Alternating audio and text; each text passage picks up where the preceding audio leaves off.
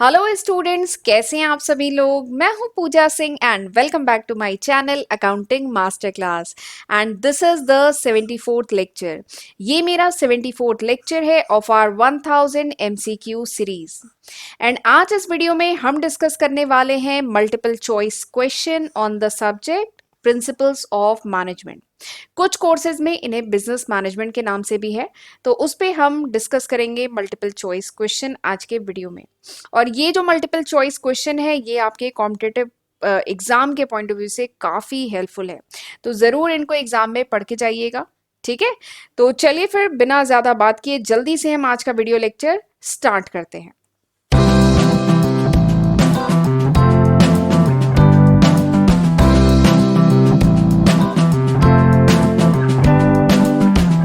First question, पहला question है which of the following is the main advantage of functional organization.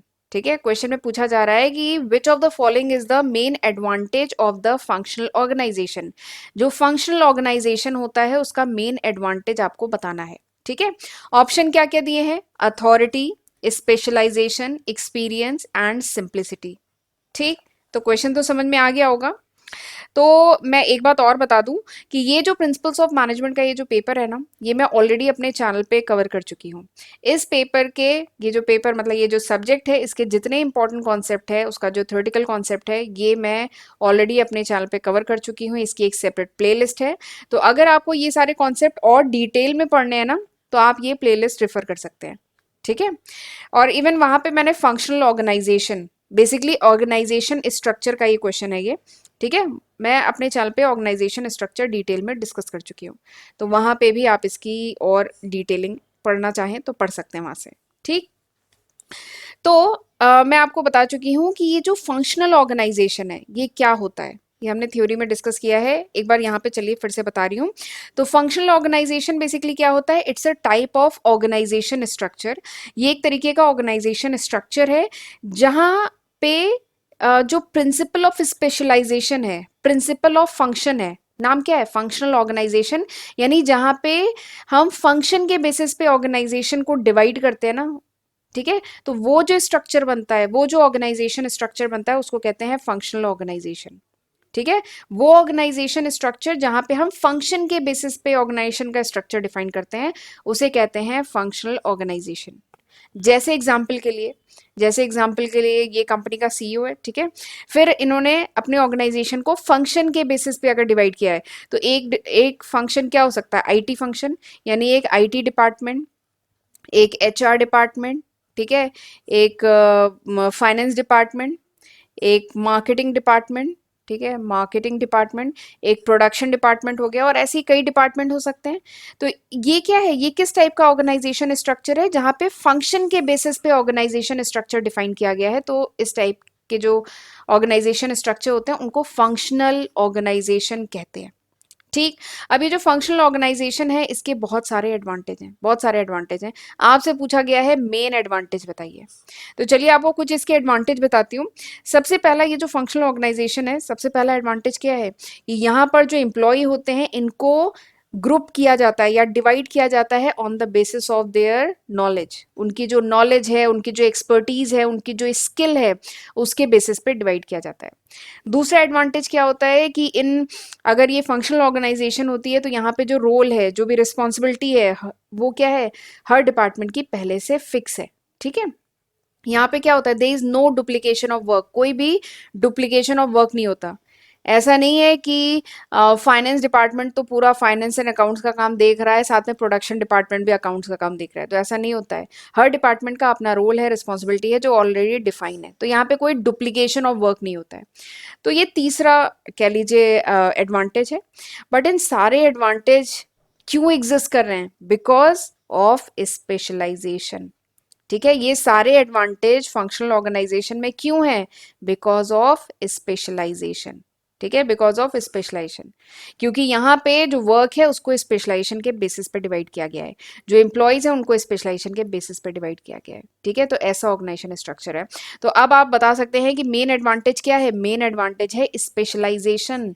ठीक है, authority नहीं है, एक्सपीरियंस नहीं है, सिंप्लिसिटी नहीं है, क्या है मेन एडवांटेज फंक्शनल ऑर्गेनाइजेशन का, स्पेशलाइजेशन, क्योंकि यहाँ पे स्पेशलाइजेशन के बेसिस पे जो डिफरेंट डिपार्टमेंट है, डिफरेंट एम्प्लॉयज हैं, उनको डिवाइड किया गया है। ठीक है, तो यहाँ पे आंसर क्या होगा, option B is the correct answer. ठीक है, चलिए अगले क्वेश्चन पे चलते हैं। अगला क्वेश्चन क्या है, identify the correct sequence of steps involve in planning. ये जो प्लानिंग है उसमें करेक्ट सीक्वेंस ऑफ स्टेप बताने हैं, यानी प्लानिंग में किस स्टेप, प्लानिंग प्रोसेस जो पूरा होता है उसमें किस स्टेप के बाद कौन सा स्टेप होता है, ये आपको बताना है। ठीक, ये आपको स्टेप यहाँ पे बताए गए हैं और ये फिर ऑप्शन है, आपको बताना है सही सीक्वेंस क्या है।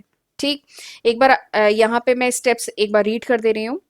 सबसे पहला स्टेप यहाँ पे जो दिया गया है वो ये है, selecting the best course of action, establishing the sequence of activity, establishment of objective, evaluating alternative course, determining alternative course.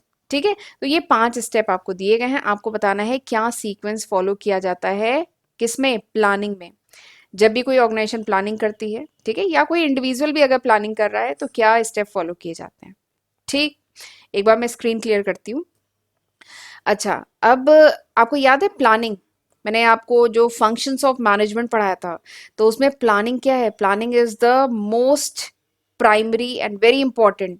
Planning के बिना तो कुछ नहीं होता। ठीक है, सबसे इंपॉर्टेंट, सबसे पहला जो फंक्शन है मैनेजमेंट का, दैट इज प्लानिंग।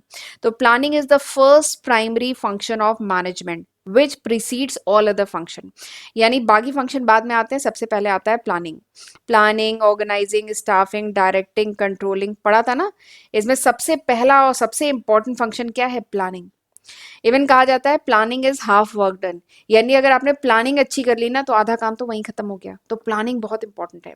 इवन आप अगर अपने एग्जाम के लिए भी तैयारी कर रहे हैं तो प्लानिंग अच्छे से करिए कि कैसे पढ़ना है, क्या पढ़ना है। ठीक है, हर दिन हमें क्या पढ़ना है, डेली का टारगेट होना चाहिए, वीकली का टारगेट होना चाहिए, मंथली टारगेट होना चाहिए कि एक महीने में हमें कितना पढ़ना है, एक हफ्ते में कितना पढ़ना है, हर दिन कितना पढ़ना है। पूरी ये अगर प्लानिंग आपने अच्छे से कर ली ना तो आपका मतलब नो डाउट आप बहुत बढ़िया करेंगे एग्जाम में। ठीक है, तो प्लानिंग, वैसे मैं डिटेल में प्लानिंग का जो थ्योरेटिकल कॉन्सेप्ट है वो अपने चैनल पे है, वीडियो मैं पढ़ा चुकी हूँ, तो और डिटेलिंग चाहिए तो वहां से देख सकते हैं। बाकी अब चलिए मैं आपको बताती हूँ स्टेप्स क्या होते हैं प्लानिंग में। ठीक है, फिर आप मैच करके खुद ही बताइएगा कि आंसर कौन सा है इसमें आंसर। ठीक है, तो प्लानिंग में सबसे, प्लानिंग अगर करनी है तो सबसे पहला स्टेप क्या होता है, सबसे पहला स्टेप होता है setting of goal. Goal decide करना, ऑब्जेक्टिव डिसाइड करना, this is the first step of planning. ठीक है, आपको सबसे पहले तो ये डिसाइड करना होगा ना कि आपको कौन सा एग्जाम क्रैक करना है, आप किस एग्जाम के लिए तैयारी कर रहे हैं, कितने परसेंट मार्क्स चाहिए आपको उसमें। तो सबसे पहले तो हमें गोल डिसाइड करना होगा। अच्छा, ये मैं एक पर्सनल पर्सपेक्टिव में बता रही हूँ, एक स्टूडेंट की लाइफ से रिलेटेड बता रही हूँ।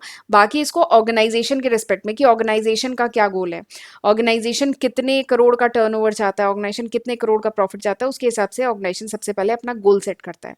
तो ये फर्स्ट स्टेप होता है। दूसरा स्टेप क्या होता है, दूसरा स्टेप होता है डेवलपिंग प्रीमाइसेस। ठीक है, दूसरा स्टेप क्या है, डेवलपिंग प्रीमाइसेस, यानी बेसिकली अजम्पशंस। ठीक है, अजम्पशंस, प्रीमाइसेस मतलब अजम्पशंस। ठीक है, अजम्पशंस लिए जाते हैं। ठीक है, तो जैसे अगर मैं आपका एग्जांपल लूं तो अजम्पशंस क्या होंगे कि डेली कितने घंटे आप पढ़ाई कर सकते हैं, तो आप ऐसे कुछ अजम्पशंस आपके जो है वो आप इसमें लिखेंगे, क्योंकि प्लानिंग में कुछ अजम्पशंस भी होते हैं। ठीक, तो ये दूसरा स्टेप होता है। तीसरा स्टेप क्या है, identifying alternative. Identifying alternative, this is the third step. Alternative यानी क्या क्या ऑप्शन अवेलेबल हैं। ठीक है, आप अगर एग्जाम की तैयारी कर रहे हैं तो आपके सामने क्या क्या ऑप्शन अवेलेबल हैं। आप सेल्फ स्टडी करेंगे, कोई कोचिंग ज्वाइन करेंगे, वो कोचिंग ऑनलाइन होगी कि ऑफलाइन होगी, या आप अपने किसी फ्रेंड के साथ ग्रुप स्टडी करेंगे। ठीक है, तो क्या क्या ऑप्शन है। ठीक है, तो वही ऑप्शन आप क्या करेंगे, आइडेंटिफाई करेंगे। ऐसी ऑर्गेनाइजेशन के सामने भी बहुत सारे ऑल्टरनेटिव हैं। ठीक है, तो ऑर्गेनाइजेशन उन ऑल्टरनेटिव को आइडेंटिफाई करेगी। तो ये तीसरा स्टेप हुआ। चौथा स्टेप क्या है, एग्जामिन। ठीक है, चौथा स्टेप क्या है, examine the alternative course of action. जो भी ऑल्टरनेटिव्स आपने आइडेंटिफाई किए हैं उनको एग्जामिन करेंगे। आप एग्जामिन करेंगे कि सेल्फ स्टडी करेंगे तो वो अच्छा रहेगा, कि ऑफलाइन कोई कोचिंग ज्वाइन करेंगे वो अच्छा रहेगा, कि ऑनलाइन कोई कोचिंग ज्वाइन करेंगे वो सही रहेगा, या अपने फ्रेंड के साथ ग्रुप स्टडी करेंगे तो वो सही रहेगा। तो जितने भी ऑल्टरनेटिव आपके सामने हैं उन सबको एग्जामिन करेंगे, सबके प्रोज एंड कॉन्स को समझेंगे। ऐसे ही कंपनी के सामने भी प्रोजेक्ट ए है, प्रोजेक्ट बी है, प्रोजेक्ट सी है। हर प्रोजेक्ट का क्या प्रोज एंड कॉन्स है, कितना प्रॉफिट, कितना रिस्क, कितना रिटर्न, कितना रिस्क, हर प्रोजेक्ट का एनालाइज करेगी। तो वही है एग्जामिनिंग ऑल्टरनेटिव। ठीक। उसके बाद पांचवा स्टेप क्या है, सिलेक्टिंग द ऑल्टरनेटिव। फिर आपने एग्जामिन कर लिया, अब पांचवें स्टेप में क्या करेंगे, सिलेक्टिंग द ऑल्टरनेटिव। अब आप ऑल्टरनेटिव सिलेक्ट करेंगे। ठीक है। तो आपने जब सारे ऑल्टरनेटिव देखे, फिर उसने बाद आपने डिसाइड किया कि आप करेंगे सेल्फ स्टडी। एग्जाम्पल ले रही हूँ, आपने डिसाइड किया कि आप सेल्फ स्टडी लेंगे क्योंकि ग्रुप स्टडी करेंगे तो थोड़ा टाइम वेस्ट होगा, बातें होंगी वहाँ पे, और ऑनलाइन और ऑफलाइन में जो पढ़ाया जा रहा है वो आप कर सकते हैं। आप अगर अच्छी बुक रेफर करें तो आप सेल्फ स्टडी करके वो कवर कर लेंगे। तो आपने डिसाइड किया सेल्फ स्टडी। तो वही है सिलेक्टिंग द ऑल्टरनेटिव, जो बेस्ट ऑल्टरनेटिव है वो सिलेक्ट करना। ये पांचवा स्टेप है। छठा स्टेप है इम्प्लीमेंट द प्लान। छठा स्टेप क्या है, इम्प्लीमेंट द प्लान। इम्प्लीमेंटेशन सबसे इंपॉर्टेंट है। अब आप फाइनली डिसाइड कर लिया है आपने कि आप सेल्फ स्टडी करके एग्जाम क्रैक करेंगे, तो आप अपनी तैयारी शुरू करेंगे, आप अपना प्लान जो भी है उसे इम्प्लीमेंट करेंगे। तो ये 6 स्टेप होते हैं प्लानिंग प्रोसेस में। तो अब मेरे ख्याल से आप बता सकते हैं यहाँ पे आंसर क्या है। सबसे पहला स्टेप क्या होगा, सबसे पहला स्टेप है एस्टैब्लिशिंग द ऑब्जेक्टिव। सबसे पहले ऑब्जेक्टिव एस्टैब्लिश करना, गोल डिटरमाइन करना। ठीक है, गोल सेट करना। दूसरा स्टेप क्या है, दूसरा स्टेप है determining the alternative course of action, यानी कितने ऑप्शन अवेलेबल हैं। ठीक है, उन सबको आइडेंटिफाई करना, डिटरमाइन करना। तीसरा स्टेप क्या है, तीसरा स्टेप है इवैल्यूएटिंग ऑल्टरनेटिव कोर्सेज, यानी जितने भी ऑल्टरनेटिव अवेलेबल हैं उन सबको इवैल्यूएट करना, देखना कौन सा अच्छा है कौन सा खराब है, प्रोज एंड कॉन्स देखना। ठीक है। फिर उसके बाद selecting the best course of action. उसके बाद क्या करेंगे, चौथा स्टेप है सिलेक्ट करेंगे। अब उन सारे ऑल्टरनेटिव में best course of action select करेंगे, बेस्ट ऑल्टरनेटिव सिलेक्ट करेंगे। फिर उसके बाद क्या करेंगे, establishing the sequence of activity. अब आप अपनी सीक्वेंस ऑफ एक्टिविटी शुरू करेंगे, यानी प्लान को इम्प्लीमेंट करेंगे। तो ये पांचवा स्टेप है। ठीक। तो अब मेरे ख्याल से आंसर आपको पता चल गया है, option B is the correct answer. ठीक। चलिए आगे बढ़ते हैं। अच्छा, आगे बढ़ने से पहले मैं थोड़ा सा बताना चाहती हूँ कि ये वो सब्जेक्ट है जो मैं आज की तारीख यानी सितंबर 2022 तक अपने चैनल पे अपलोड कर चुकी हूँ। सबकी मैंने सेपरेट प्लेलिस्ट अपने चैनल पे बनाई है। बट अगर ये वीडियो आप कुछ महीने बाद, कुछ साल बाद देख रहे हैं तो इसमें काफ़ी न्यू सब्जेक्ट ऐड हो चुके होंगे। ये अभी तक है, सितंबर 2022 तक 500 से भी ज़्यादा वीडियो लेक्चर मैं अपने चैनल पे अपलोड कर चुकी हूँ। तो ज़रूर इनका फ़ायदा उठाइएगा, खुद भी पढ़िएगा, फ्रेंड्स के साथ भी ज़रूर शेयर करिएगा। और चैनल को अभी तक नहीं सब्सक्राइब किया है तो ज़रूर सब्सक्राइब कर लीजिए, नोटिफिकेशन बेल भी प्रेस कर लीजिए, तभी आपको मेरे अपकमिंग वीडियोस की नोटिफिकेशन मिलेगी। राइट। और अगर ये वीडियो यूज़फुल लगा तो प्लीज़ मुझे कमेंट सेक्शन में ज़रूर बताइएगा, आपके कमेंट का मुझे इंतज़ार रहेगा। ठीक है। और वीडियो अच्छा लगा तो लाइक करना मत भूलिएगा। केवल 1 सेकेंड लगता है वीडियो को लाइक करने में, लेकिन एक एक वीडियो बनाने में हमारे घंटे लगते हैं, कई घंटों का काम है ये। It's not an easy thing. पहले पीपीटी राइट करना, वीडियो रिकॉर्ड करना, एडिट करना, अपलोड करना, लॉन्ग प्रोसेस। लेकिन लाइक करना या हमें मोटिवेट करने के लिए कमेंट करना, इसमें केवल 1 सेकेंड का काम है ये। ठीक है। तो प्लीज़ कीप मोटिवेटिंग अस, ताकि मैं इसी तरीके से वीडियो लाती रहूँ। तो अगर आप चाहते हैं मैं ऐसे ही इसी पेस में वीडियो लाती रहूँ तो मुझे मोटिवेट करते रहा करिए। ठीक है। चलिए अगला क्वेश्चन करते हैं। अगला क्वेश्चन क्या है, which of the following is a likely outcome of introducing TQM, total quality management. यानी किसी ऑर्गेनाइजेशन में अगर TQM इंप्लीमेंट किया है, ठीक है, टोटल क्वालिटी मैनेजमेंट इंप्लीमेंट किया है, then what is the likely outcome, यानी लाइकली आउटकम यानी कि उसका क्या रिजल्ट होगा।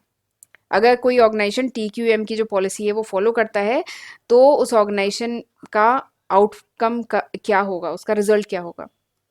पहला ऑप्शन दिया गया है शॉर्टर वर्किंग डे, इससे वर्किंग डे शॉर्ट हो जाएंगे। Reduce trade union activity, tighter control over employ, decreased output inspection. ठीक। तो ये 4 ऑप्शन आपको दिए गए हैं। तो अगर कोई ऑर्गेनाइजेशन अपने यहाँ पे TQM इम्प्लीमेंट करता है तो इसका लाइकली आउटकम क्या है ये आपको बताना है। बट उसको बताने से पहले आपको ज़रा TQM का कॉन्सेप्ट पता होना चाहिए, टोटल क्वालिटी मैनेजमेंट का कॉन्सेप्ट पता होना चाहिए, तभी आप समझ पाएंगे। ठीक। तो TQM बेसिकली है क्या, ये देखिए 3 वर्ड से मिलके बना है, T टोटल क्वालिटी मैनेजमेंट। ये जो वर्ड टोटल है इसका क्या मतलब है, वर्ड जो टोटल है उसका मतलब कि ऑर्गेनाइजेशन में जितनी भी पार्टीज हैं, बेसिकली जितने भी डिपार्टमेंट हैं, जितने भी डिपार्टमेंट के एम्प्लॉय हैं, ठीक है, इसीलिए वर्ड यूज किया गया टोटल।